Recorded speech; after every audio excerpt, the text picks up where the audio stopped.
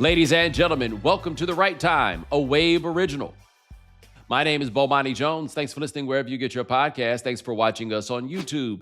Subscribe, like, rate us, review us, give us 5 stars. You only give us 4 stars. I'm inclined to believe you are a hater. It is Vinnie Goodwill Friday. Vinnie Goodwill, check him out on ESPN. Boy on First Take this week, holding it down. Saw you on there last week.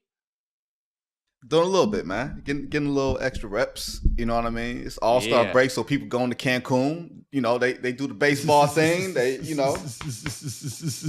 call your boy in. I mean, you and Stephen A was out there trying to bully the homie David Dennis. You know what I'm saying? It looked bad. I mean, I'm saying it looked bad. He was just saying some crazy stuff. well, what happened was I don't know what exactly he said that pissed Stephen A off. Like, that doesn't happen very much. But Stephen A was like, yo, you ain't gonna get very far in this segment not answering the question. He wasn't talking about the segment. He was like, hey, you be here when I'm not. If you're gonna be here when I'm here, you're gonna answer my question. You know what it was? It was max PTSD. That's all it was. Yeah, but I will say this.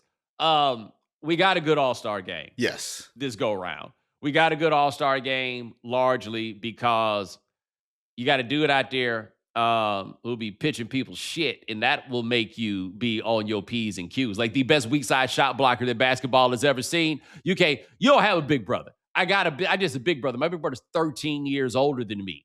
No shot was ever safe.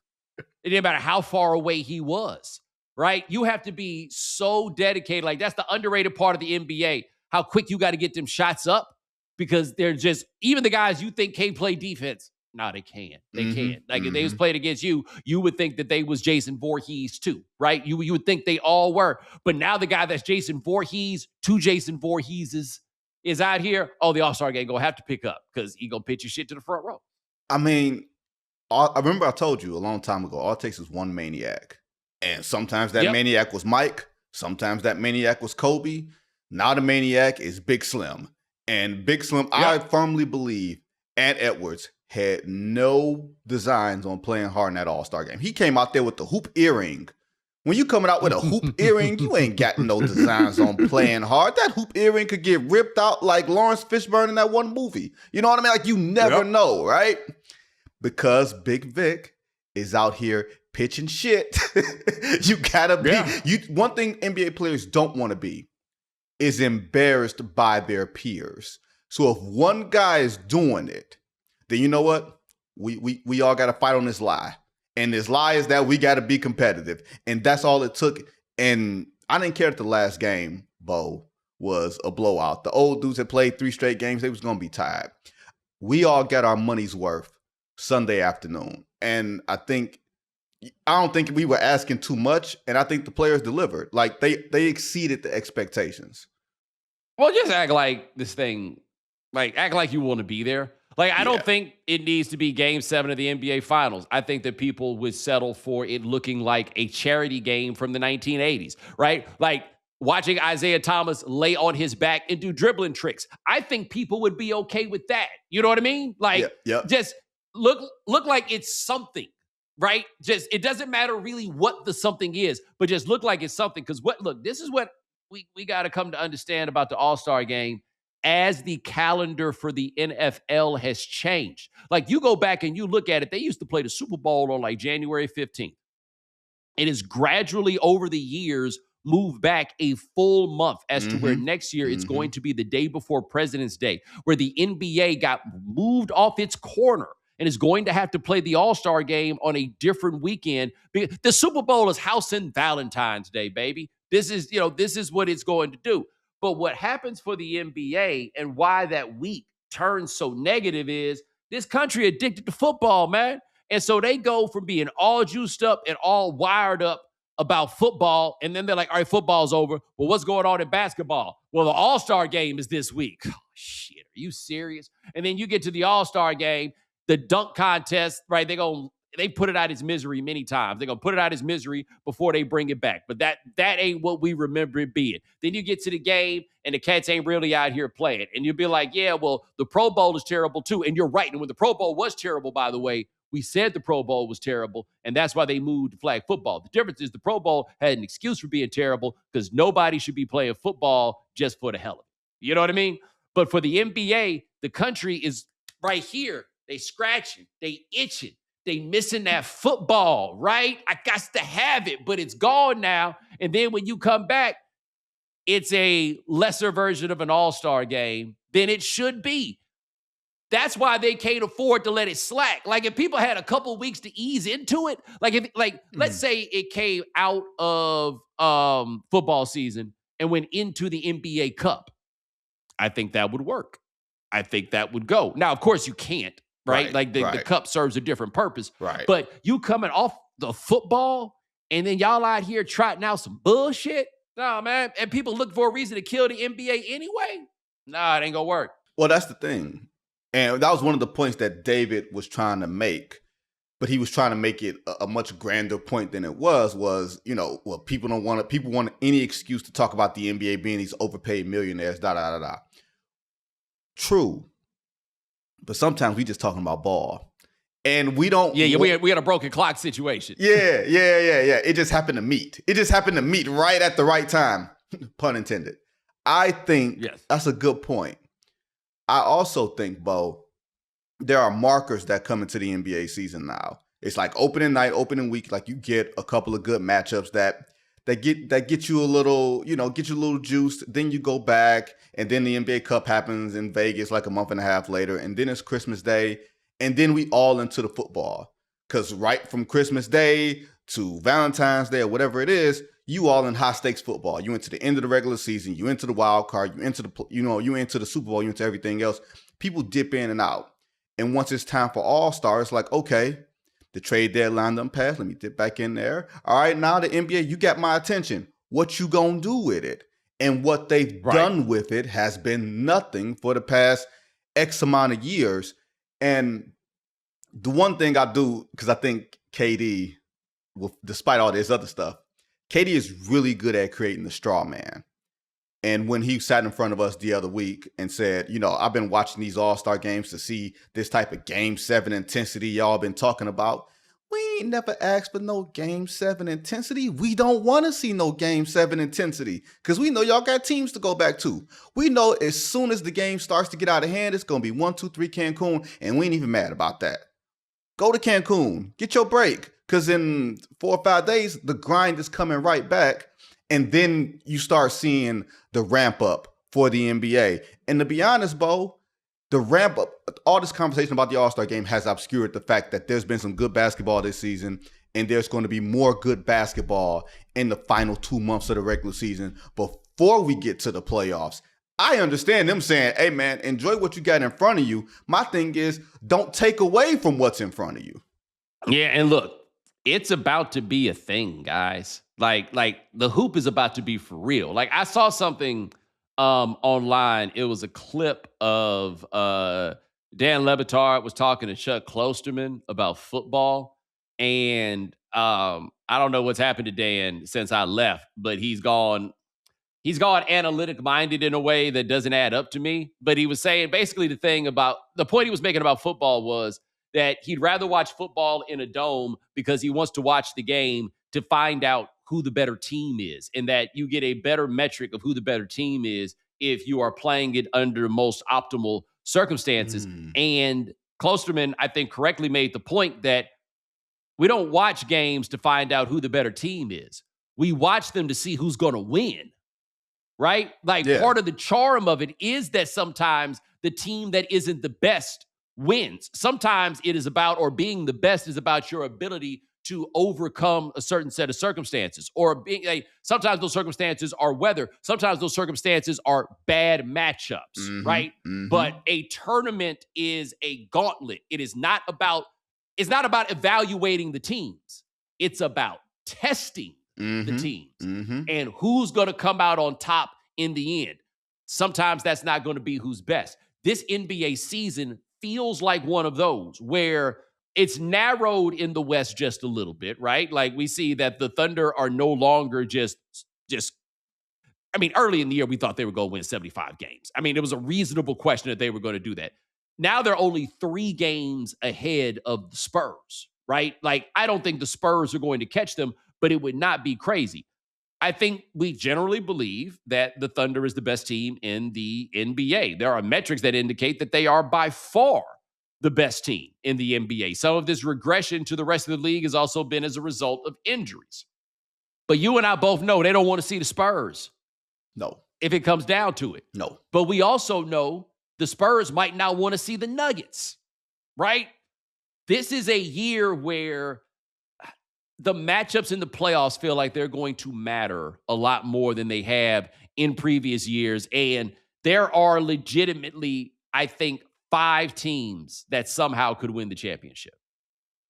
It's funny, you hit on so much there. So I'll start off where you landed. In any given year, like, let's just play a game real quick. I'll name a year and you tell me the teams that had a realistic chance of winning the championship that year, regardless of whether they won or not. But you know what I'm saying? Just rock with me for the sake of this exercise. 1993. 3. Right? You're going to say Suns? The Suns, the Knicks, and the Bulls. Right. 1998. 1998. I lean 3, maybe 4. Right. And I'll give you, and one more, because this is a fun one for me. 2005. Ooh, 2005. I go to, who did the Pistons play in the conference final day? Miami. That was the first year of Shaq. That's right. I go 4. So in any given year, and we went 3, 4, 5, and that was actually by accident, but it serves the point. Right. In any given year, you may have just 4, and it's not always the 4 teams that make the conference finals, because sometimes somebody can get knocked out earlier for whatever reason. Like 1994, right. Seattle looked like the best team in the league, except they ran into the worst matchup of all time with the Denver Nuggets. You take that away, right? Or you get caught in a tricky 2-3. Right. You get caught in one of those weird situations in the second round, and that could be Denver and San Antonio in the second round this year. That could be Boston and New York in the second round this year. In any given year, there's only going to be 4 teams. This year, that feels like 5, and that's if you include Detroit amongst the 5. I have a hard time doing that, only because, Bo, you can't name a team. Only the 95 Orlando Magic that goes from not winning the playoff series to getting all the way to the NBA Finals without a significant personnel acquisition in the offseason, i.e. LeBron James going from Miami to Cleveland, Cleveland to Miami, or Kevin Garnett going from Minnesota to Boston. Like, their storylines, I say that to say, the storylines are so rich. The basketball is going to be really, really, really good in the last 2 months of the season. And even if you look at the Eastern Conference, quietly, Bo, the Eastern Conference has the ability to be superior in a lot of ways that we don't think about. And to your point about attrition, or you didn't say the word attrition, but I'm just going to add everything up and say that you said attrition. What people take away from 82 games is, and why I don't think that the league should go away from 82 games is, this is a test of attrition. How well can you withstand the potholes, the bumps, the bruises that go through this season, and then get to April, and then have enough stamina and experience and maybe a little bit of youth to get to June? It's not just about June. It's about everything that it takes to get there. And we make the mistake sometimes through conversation of only focusing on, well, who's going to get to June, as opposed to, man, this is really compelling on the way to June. You never forget about June, but it's the compelling basketball that happens on the way there, whether it's Minnesota and what Ant is doing quietly, player development story, right? If Jokic is going to be MVP again, if we come to respect Oklahoma City a lot more because of the struggle that they're going to go through this season. Like, it's so much richness there. And I'm not being like an NBA shill here. I'm just saying that we've only focused on a narrow way of talking about the NBA, whether it's the All-Star, whether it's load management, whether it's the nonsense, that sometimes we miss the basketball. And even though I hate the rules and everything else, the basketball has been good and it's going to get better. So let's start with the West, then go back to the East, right? Mm-hmm. forget about championship just for a second. Let's just think about teams that can make the Western Conference Finals. Mm-hmm. I think there are 5 of them that can make the Western Conference Finals. Thunder, Spurs, Nuggets, Rockets, and the Timberwolves. Mm-hmm. Now, all of this kind of depends on the way that the seeding shakes out. And yes, you will notice the one team I said no on is the Lakers. I just don't. I think JJ Redick has a low-key argument for Coach of the Year for this team having 33 wins, given everything that they are and a 0-point differential. Right. They are a 50-50 team in terms of the points, right? Anthony Edwards has shown us, and Minnesota has shown us, you don't want to see them in the playoffs. No. Not necessarily they going to go to the championship, but they going to give you a run. It's easy to forget they've been to the conference finals twice in a row. Yep. And in such a way where in a different time, we would be saying, all right, well, it's now time for you guys to go. But this is an era of more NBA parity. So I guess we view it just a little bit more fairly. But we've seen enough to know Denver don't really want to see them in the first round if it comes to that. I think Denver would much rather see the Lakers in the first round if it comes. I think just about everybody over there would like to see the Lakers in the first round if they got to see somebody. No, I will quibble with you on one.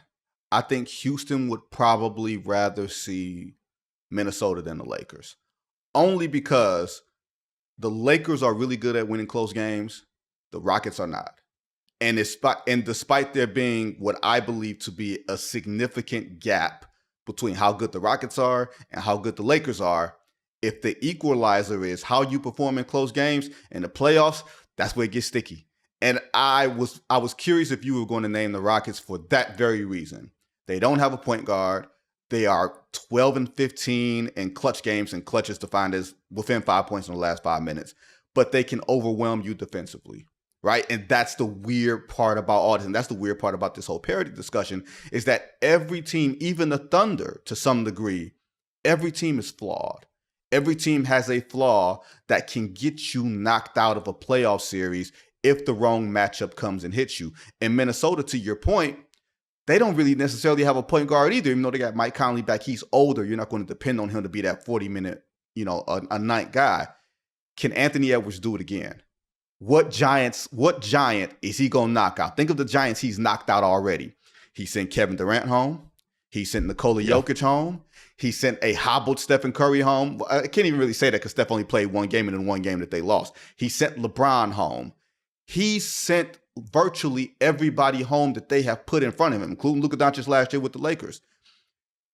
Who's going to be the next guy that he sends home? Because he ain't going out in the first round. I think that kid has a different sort of approach to himself that we think of him as being so playful and unserious that the basketball is like, wait a minute, when it get time, nut cutting time, he's defending LeBron. Or he's taking the Jamal Murray matchup, or he's doing stuff on both ends of the floor while carrying Karl Towns, Rudy Gobert, and Julius Randle across the finish line. Hell yeah, I'd be tired getting to the conference finals too. Get that man a ring for getting out the second round. Let me ask you this about the Rockets since you brought them up. Get Off My Dickerson says that they a sorry-ass team. I just felt like they didn't have a point guard. Yeah, I just felt like they didn't have a point guard. Like, what do you think about them top to bottom? I think, to me, and this is old school basketball sensibilities, right? If you don't have a point guard and you can't protect the rim, how good are you? Right? Alperen Şengün, for being mini Jokic and everything else, he's not that guy. He is a level of talent that you can build around. But when your coach is calling you out, when Ime Udoka is calling you out and saying, man, we've been having problems with Şengün on defense for the whole year. I don't think they're a sorry ass team. I think that was a heavy-handed by whoever said that, right? Get Off My Dickerson said that the Hornets basically would be better if they had Kevin Durant. Get Off My Dickerson said the Hornets would be better if Get Off My Dickerson played for the Hornets than the Rockets are if Get Off My Dickerson played for the Rockets.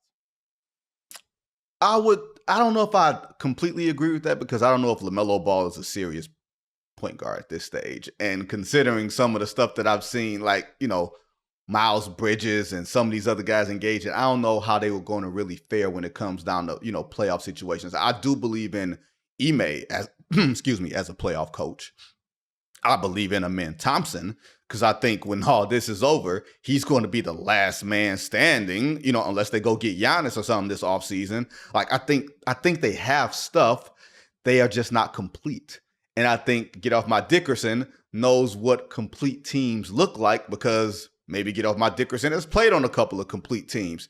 Perhaps. And the crazy part is Get Off My Dickerson has played on complete teams that did not even make the NBA Finals. Yeah.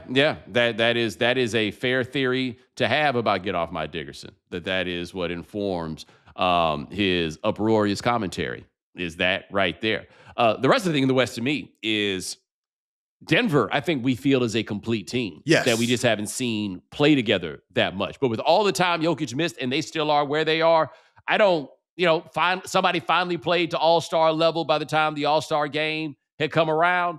The prospect, like the Spurs have to really want the Rockets to catch Denver. Because I don't think the Rockets really want no parts of the Spurs. But I also don't think the Spurs want to play the Nuggets. I don't think the Spurs want to play the Nuggets. I think the weird thing is whoever plays probably wants the Lakers to sit in that 4-5, probably wants the Lakers to get out of the first round so you don't have to see whatever it is, right? You're like, oh yeah, we can handle the Lakers. They don't got defense, they don't got size. LeBron is old, whatever it is. Like you're rooting for an upset so you don't come away from the second round with scars. And I think if you're the Denver Nuggets, you are praying that Aaron Gordon is healthy and that Jokic is healthy and that Jamal Murray, who's been remarkably durable this year, does not wear down. Like the one complaint that you might have had about Jamal Murray 2 years ago when they got knocked out by Denver was that, man, he looked tired by the end of that series. And because he stepped up and played at an all-star level in the games that Jokic has missed, in addition to, Peyton Watson and some of these guys that you won't know their names until you see them in the playoffs. Like that's the beautiful thing about the NBA sometimes is, oh yeah, we know about Jokic and Jamal Murray and, You're like, wait a minute. Michael Porter Jr. don't play for them no more? Cam Johnson, I've not seen him before. Like it's one of those things where you're going to get introduced to new guys. And I think, like you said, Bo, to me, they are the most complete team in basketball, top to bottom, because you have the shooting, you have the secondary playmaking, you have some rim protection that's not Nikola Jokic, and they have the heartbreak of losing last year to a team in Oklahoma City that they very well could have and should have beaten had they had health. And now you're asking them to have health if Aaron Gordon comes back from his recent injury and is able to be fresh and then can make it through the playoffs. It's the West is going to be super fascinating at the top. The East is going to be fascinating top to bottom.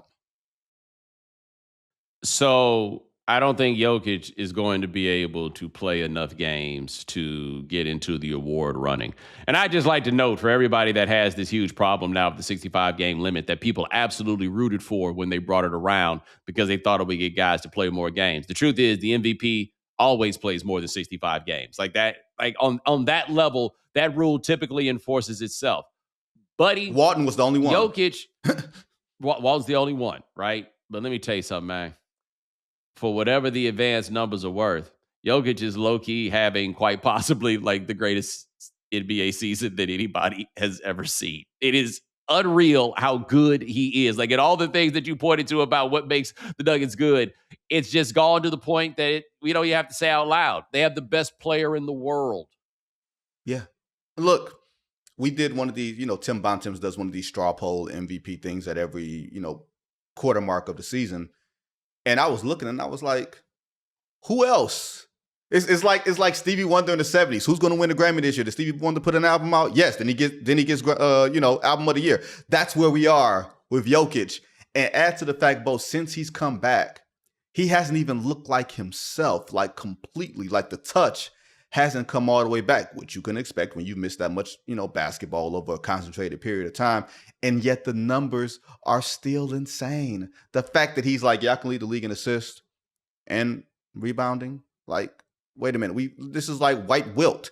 Except he's not doing this as a challenge. He's doing this as a function of how he plays. And the question once again becomes, will he be able to hold up to the rigors? He looked worn down in that game 7 against OKC last year, where they put Alex Caruso on him. I'm not saying like he should feel as insulted by them putting Alex Caruso on him as he should feel insulted by them putting Chet Holmgren on him.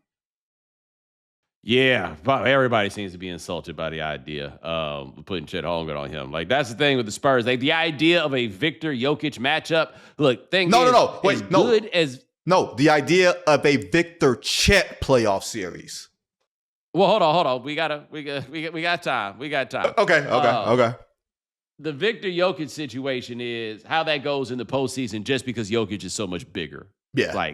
Heavy-wise than he is. Like, that one, that's why I think the Spurs are not really the matchup that they want. That the Nuggets aren't the matchup that the Spurs want.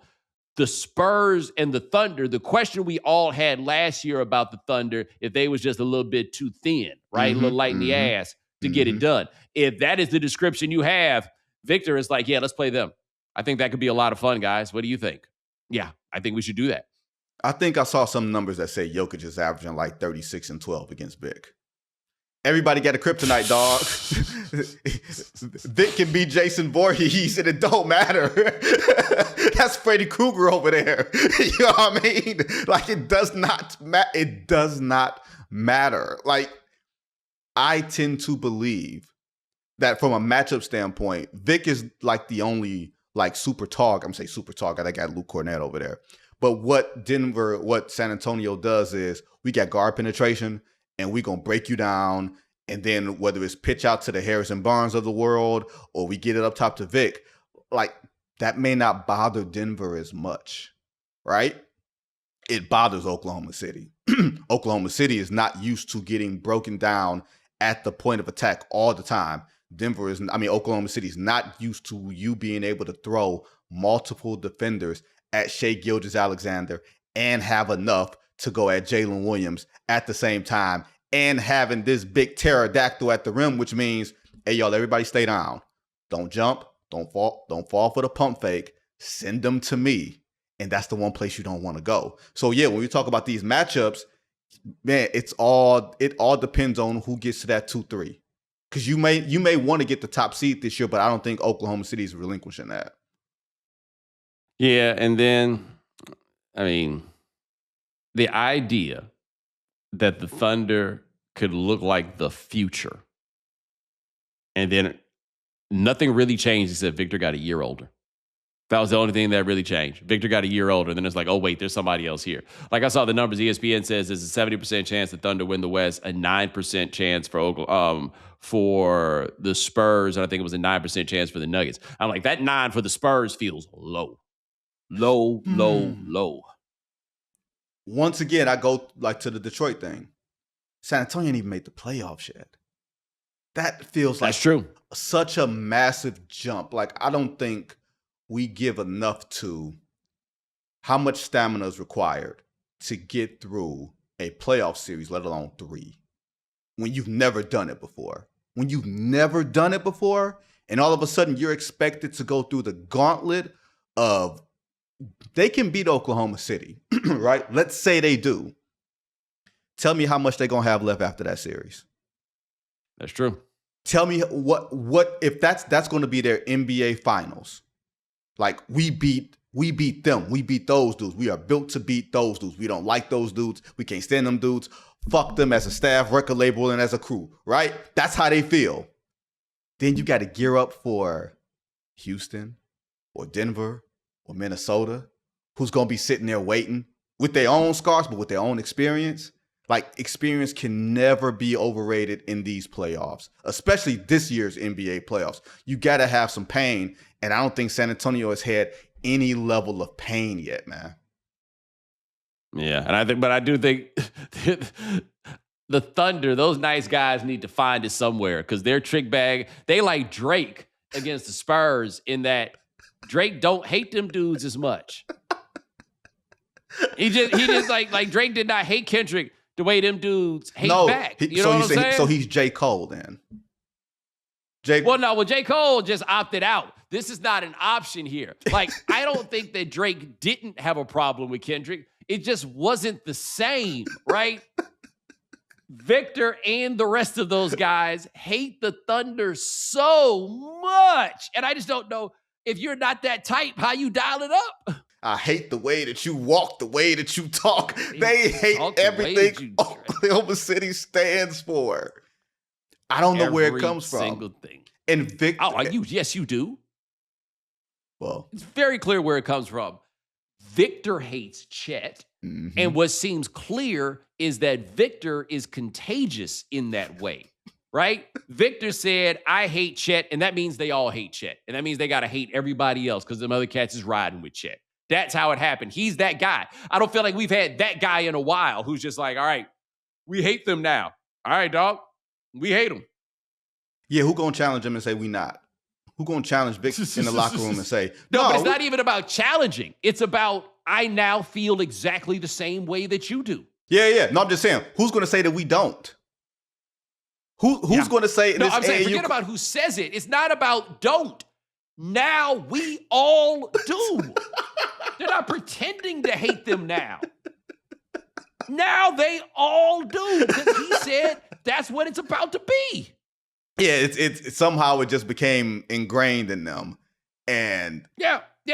Shay, free to core, baby. This is it, and this is the crazy thing that we've been kind of waiting on with Oklahoma City. Like, to some degree, Golden State was hated in like a different kind of way, because how dare y'all be so good and then go get Kevin Durant, right? All right, you shifted competitive balance in the league, and then that became a thing. Oklahoma City ain't really hateable. Like, they're hateable from the standpoint of, man, you don't like the ethics. You don't like how necessarily how Shea be moving around and everything else and how they do things. But you can't hate them from like a basketball standpoint. Not really. These dudes hate them. No, you can hate Lou Dort. You can you can hate Lou Dort.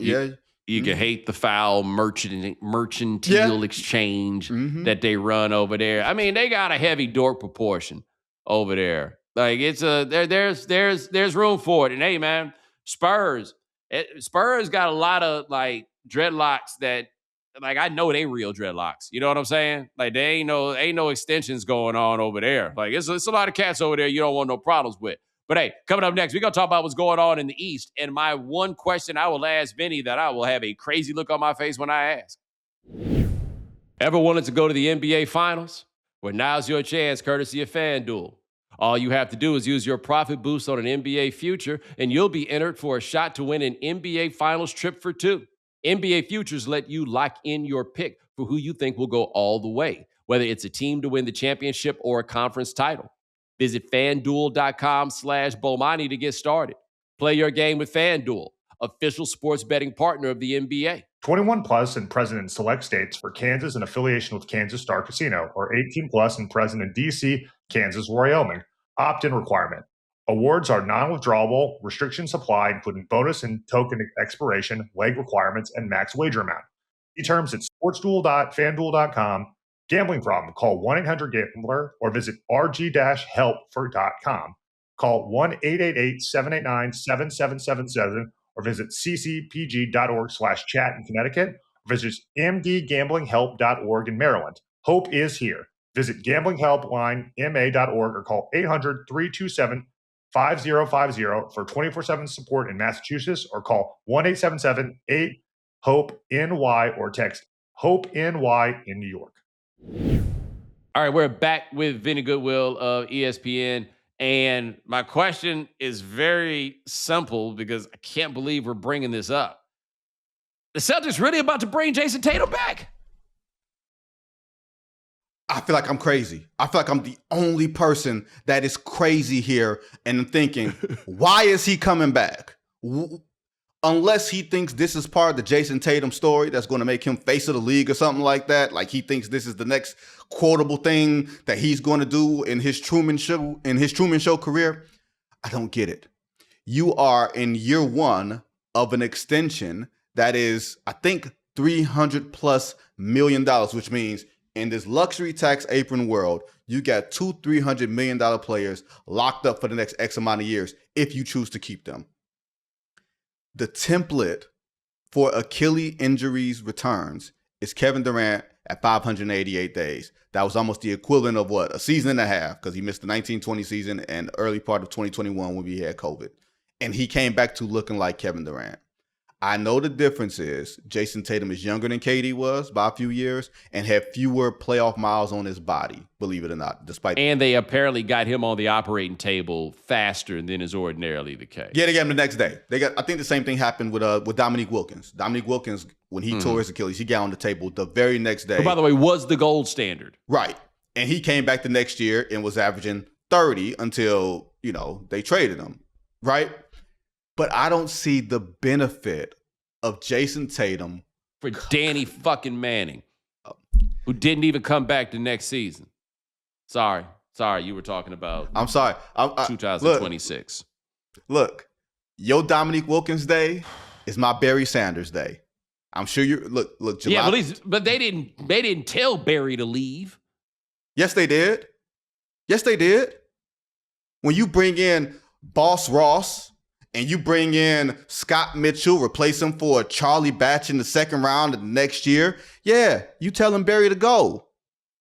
You quiet quit on your running back. You quiet quit on him. You told him to go. I'm just saying they didn't trade Barry Sanders for Lorenzo White. But anyway, let's just keep going. You done got me pissed off. You done got me pissed off today. Well, you did it to me first. Let us go. My point is, I don't see the advantage of bringing in Jayson Tatum and then telling him, hey, Tatum, you're only going to play 18 to 22 minutes this season. You think Jayson Tatum, who likes being the number one option, wants to go on Jaylen Brown's team and play 18 to 22 minutes and be a really good rebounder, a really good spot-up shooter, a really good floor spacer? I think he could be good at that if he's 80%, but I think he's working really hard to come back and be Jayson Tatum again. And I just don't know if the reward is worth the cost. Number one, shout out to Jaylen Brown. Remember when we said he couldn't dribble? He does not look like that guy anymore. Like, Missoula is probably coach of the year just because if Jayson Tatum is what we say Jayson Tatum is, then it is absurd that they are as good as they are. And Jaylen Brown has been playing MVP caliber basketball where I guess he'll play enough games, so he'll wind up getting it. Yeah. But he has been excellent this year. It doesn't seem worth the risk to me to play Tatum. I don't know what their doctors see. I don't know what's going on. I don't know any of those things. But it doesn't at all seem worth it to even try to do this. But it feels like they're going to. And if they do, you're right. It could get weird and it could get awkward because the idea of we're just going to turn Jayson Tatum into a seventh man who does seventh man things, that doesn't seem to make any sense. The other thing is these guys are human beings. And you brought it up, we've treated this like Jayson Tatum at the very least was 1A and Brown was 1B, right? Mm-hmm. Or you could put it almost like Jayson Tatum 1.75, Brown 1.25. Right. Where 1 and 2 add up to 3. Maybe that was the case. Jaylen Brown is like, I am a number one. And we see teams that have multiple number one options, rarely with as much skill overlap. Mm-hmm. As these two guys have. It had been one way for a long time. Now it looks like another way. How they figure that out will be really interesting if they make this decision that they're going to bring him back this year, which I would not. You think it's one way. It's the other way. That's the and here's the thing. Is Joe Mazzulla going to have that conversation with Jayson Tatum and tell him, hey, Jay, I know you've been working your ass off since you've had this injury and you have the revenge in your mind of wanting to play the Knicks again and everything. Because remember, the Celtics look like a juggernaut ready to repeat until they ran into the Knicks and blew those first two games and then blew game 4 or whatever it was, that series. So he's got that in his mind. And you can't tell a player to not continue to rehab with the goal of getting back. You can't keep putting that battery in his back and saying, you know what, Jay, when you get back, we're going to be at full strength, just to get him to continue to do that and then pull the rug out from under him and say, you know what, Jayson, you can come back if you want to, but this ain't going to be what it was. Like the mental part of that stuff, in addition to the mental part of how that team has become accustomed to playing without him, right? It's similar template. They're going to shoot a lot of threes. They lean into all of that. And then they're giving the ball to Jaylen Brown and saying, Jaylen Brown, take us home. Now that shifts a little bit. And you have to recalibrate yourself. And I don't think in this Eastern Conference, Bo, you have the time to be able to mess around in the first round of a playoff series, even if they get the second seed, right? If they get the second seed, what happens if they're playing Philadelphia in the first round? Or the third seed and they're playing Philly in the first round? And Embiid is reasonably healthy. And Paul George is back. And you got Maxey and Edgecombe. You don't have the space to give somebody else the grace to work themselves into it because you're going to be in a dogfight. Right. Look, it's some wild stakes in the East when you think about this, right? If I were the Sixers, I would assume that this is the last healthy Embiid year that you're going to have, if this even is a healthy Embiid year, right? Yeah. Let's start there. The Pistons, you raise an interesting point. They're on top, but they've never won a playoff series. Like they actually have like the widest berth, I think that we would say, the longest runway, almost easier to give themselves a certain measure of grace. Right? If they don't get it done, but okay. Then you got the Celtics, who apparently think this is important enough to bring Jayson Tatum back. Okay. The Cavs, who made this James Harden trade, that all I know is that the last game of the year, James Harden is going to be terrible. But in the meantime, they're going to be pretty good, right? And so, but you know what their stakes are by the fact that they made the decision to do that. And then there's the Knicks, who got to the conference finals last year, fired their coach, hired a good one, but I feel like the things that are shaky about the Knicks this year would have been shaky no matter who the coach was, right? It's the honeymoon year for Towns had passed, and now people are looking around and realizing what we tried to tell them, that the things about him that are not to like are things that they particularly were really not going to like. And now you're starting to hear the people talk about this. They talk about the offensive fouls more. They talk about, his absent-mindedness on defense. All those things that, by the way, were also happening last year. They just hadn't gotten sick of that shit yet.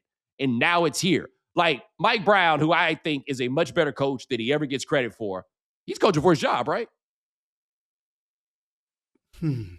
That's a great question. I mean, you and I talk about this all the time. They fired Thibodeau largely because they wanted to, but also because they thought they should have gone to the finals. Yeah. I still think they would have fired Thibodeau even if they went to the finals. It would have been a harder sell. Yeah, but that's still a part. I agree. Like I said, because they wanted to, but I hear there's more chatter and more complaining about Mike Brown this year than we had ever heard about Thibodeau in all those years. And the crazy thing is, you know what it is? Because now we've mythologized Thibodeau to the point where even Stephen A. said it the other day when I was on First Take, and I just didn't have the opportunity to correct him when he said, well, defensively, the Knicks were better under Thibodeau. No, they weren't. Like, this has been profile-wise a very similar team. They're better offensively. They're a better three-point shooting team, which could wind up being a great equalizer when all this is said and done. But they haven't been, like, Tibbs hasn't coached like a top 10 defense in a long time, and so much of that you could attribute to personnel. But to your point about Karl Towns, but hold on, right fast on that. Yeah. He is not as consistent a basketball personality as people want to say. Even when you go back to the Bulls, there were some years the offense was great and the defense was bad. Some years the defense was great and the offense was bad. It's not as simple as just you get Tibbs, you're going to get defense and no offense. No. The only thing you're going to get is Tibbs going to play his dudes. That's it. Tibbs going to play his six. And the best offensive player is going to get a lot of shots and a lot of usage, and you're going to build your offense around the skills of that number one guy, as opposed to, here is my very rigid offensive philosophy. That's the one thing I will always give Tibbs. Offensively, he is not going to be out here like, hey man, we gotta run, jump, and shoot threes. He's like, okay, best offensive player. What do you do best? All right, cool, we're gonna do that. Like, that's what I'll give him. With Towns, it's important to remember, y'all. He found out about the Giannis stuff just like we did. And they can do math. They know for Giannis to come here, I got to go. Or somebody got to go who make a lot of money. Add to the fact that Karl did not get his extension before the start of the season. Why do you think that is? Why do you think Karl thinks that is? Oh, so they don't want to have my long-term money on the books just in case they go and try to get Giannis this offseason. That's a human emotion that I don't think that we necessarily calculate. And add to the fact you're playing in New York City, where you are never going to get the grace that Jaylen Brown gets. Jaylen Brown can be a traffic cone on defense. Jaylen Brunson, can be terrible on defense. And we will never say the same things about him that we say about Karl Towns. The New York Knicks are the one team this season. I want people to hear this when I say this. The New York Knicks are the one team in the NBA that has to get to the NBA Finals this year. Not even Oklahoma City has to get to the NBA Finals. Oklahoma City get knocked out in the second round, and we can come up with reasons why that happened. The New York Knicks get knocked out in the second round, there will be pitchforks on 33rd and 8th. Right? Pitchforks. I tell you, you lose to James Harden and Cleveland, you lose to those dudes, you got a problem. If you get punked by Detroit, you got a bigger problem. You lose to Joel Embiid and the mismatched 76ers, problem. You lose to the Celtics with the island of misfit toys, Jayson Tatum and Jaylen Brown, you've got problems. They are built to get to the NBA Finals. But Bo, when's the last time you saw a team depending on one rim protector who is injury prone, not really good point of attack defense, and secondary scoring that can be shaky because you got a bunch of guys doing things that they shouldn't be doing because Jalen Brunson controls so much of the offense. They are built to do it, but they have so many more questions than any other team. Like, I think Detroit, the questions are simple. Do you have experience and you don't have a secondary scorer next to Cade Cunningham who can get his own shot? If Detroit doesn't get there, you can reasonably deduct, okay, they'll be fine because they're going to be here year after year. They've got the youth. They've got the cap space. They can make some flexibility moves. They can get a second guy to see where they go from there. The Knicks don't have those questions that they can improve other than, man, we better hope Giannis decides to come here and not somewhere else. Yeah, and look, their two best you mentioned their two best players can't guard. And they can't guard at the two most important places to be able to guard. Up top, at the rim. And then you put Mikal Bridges up there. You put Mikal Bridges at the point of attack, and that ain't that much better. Yeah. Yeah, they are. And that's wild to say, though, because that's an all-defense guy not that long ago. I think sometimes reputations do a lot. Or I will say this, when you go from being an all-defense guy to being a scorer, it's really tough to going back to being that all-defense guy. It's really, really tough to start knuckling down and doing those little things when you see what gets you paid. No, you're right. I also will say this about the Knicks. I'm sure they can tell, but much like the Oklahoma City Thunder, hope you really understand how much those other guys hate you. And in this case, those other guys are the Detroit Pistons. They hate them. The best thing that happened to the Detroit Pistons was losing 3 games on their home floor last year. One that they gave away, one that they felt was snatched from them, and another one that they kind of just blew, right? So now they're looking at the Knicks like, why everybody so high on y'all? Y'all ain't live? And what's the argument against that? When the last time we saw the Knicks and the Pistons play, they didn't have Jalen Duren, and they still whooped on them by 37. And Asar Thompson, who is apparently the worst twin, but might be the best defensive player in the league, locked up Jalen Brunson to the tune of 4 for 20. He made Jalen Brunson go a full Starks on a Monday afternoon. Like, I'm salivating for the potential of a Detroit Knicks playoff series, while also recognizing my personal life will be made hell because everybody will think, man, you just rooting for Detroit because you from there. Never mind that when I was living in Detroit, people said, man, you hate the Pistons. Man, why you bagging on them so much? I hate everybody. You do, except Isaiah. You don't hate Isaiah. No, I don't. No, that's my guy. Tell you, man, y'all different about that. My man, Lester Spence. I think Spence still working at Johns Hopkins. The first time I met Spence, I was talking something about the greatest point guards of all time, and he just I don't even think he looked at me. He wrote Detroit. What about Isaiah? Like, y'all demand to know about Isaiah. Because it's this school of people who think that he belongs in this hodgepodge of John Stockton and Gary Payton and Jason Kidd and, all not saying that they ain't great players, but all those dudes, or Chris Paul, as opposed to, hey, man, his only peer is that 6'9" dude. Yeah. That's it. Y'all still funny. Y'all still like, you know what he is? He's y'all's Barry Bonds. I hear that everybody else hates him. Oh, well, not us.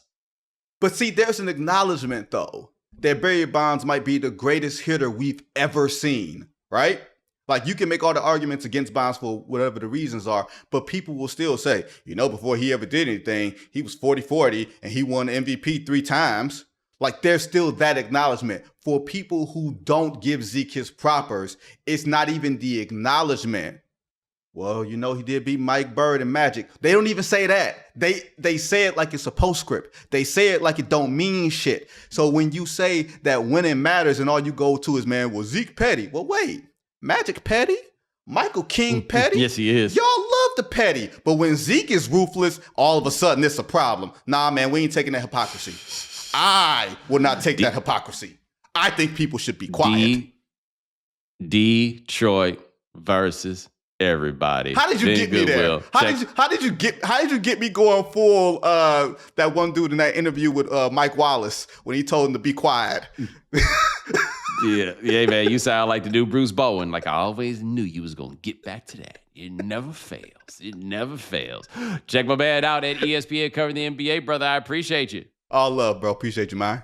All right, man. And ladies and gentlemen, thanks so much for joining us here on The Right Time. We do this 4 times a week. Ryan Brumley handling everything behind the scenes. Thank you, sir. Hit the voicemail line, 323-596-7767. Remember, follow The Right Time. Subscribe, like, rate us, review us, give us 5 stars. You only give us 4 stars. I'm inclined to believe you are a hater. We'll talk to you guys in a couple of days.